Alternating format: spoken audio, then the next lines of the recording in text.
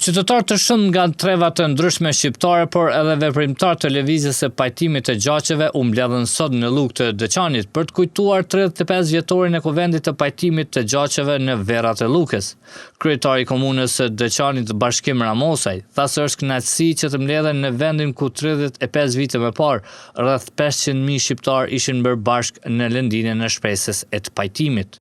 Ka qenë diçka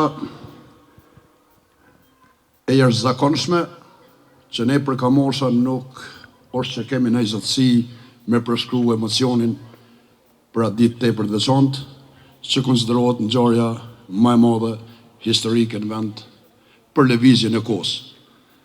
Dhe po ashtu më lejoni mi falënderu familjet të cilat kanë qenë protagonist të kësaj dite, sepse është shumë e rëndësishme kjo pjesë, e cila ka kulmuar me bashkimin e popullit tonë për nevoja të lëvizjes kombëtare deri te lufta e ushtrisë kombëtare të Kosovës. Në përvjetorin e 35 të konvendit për pajtimin e gjaqeve folën edhe veprimtar të asaj periudhe Havashala e Nasim Haradinaj.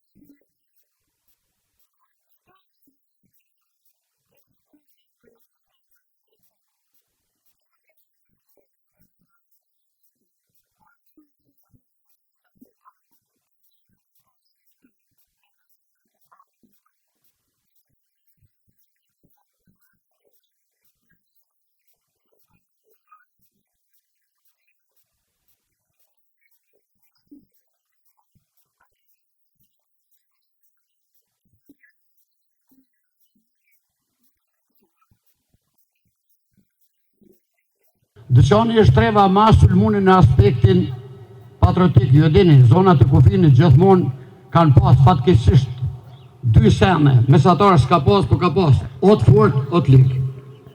Këta s'kanë konë në përmeshet Kosovës kanë pas një me zgjidh, herë me des, herë s'kajnë, ka kanë pas qef. Ato që pëtu me tregu këtu është në një pjesë, për posë që ishin të burgosur politikë dhe dëshmitar, ishim edhe në atë kohë të përndjekur. Kishim fleta rastime në atë kohë.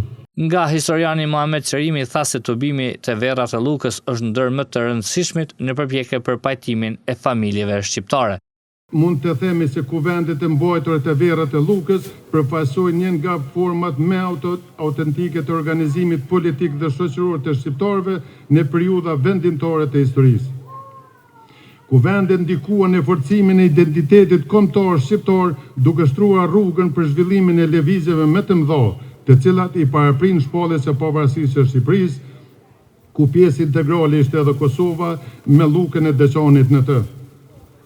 Marrë në tërësi, kuvendet shërbyen si forume vendimmarrëse për çështje të mëdha kombëtare, duke u bërë qendër ku u lidhen besa, u pajtuan gjaqe dhe u hodhen themelet e kryengritjeve që kishin për synim mbrojtjen e të drejtave dhe identitetit shqiptar. Veprimtarët e pranishëm thanë se në Verrat e Lukës ishin pajtuar rreth 120 gjaqe dhe mbi 300 gatresa, përderisa në nivelin vendi veprimtarin bashkë me prisin e tyre Anton Qeta e kanë arritur të falin qindra gjaqe. Në përfundim të aktivitetit u vendos edhe një pllak përkujtimore në ndërim të kësaj dite.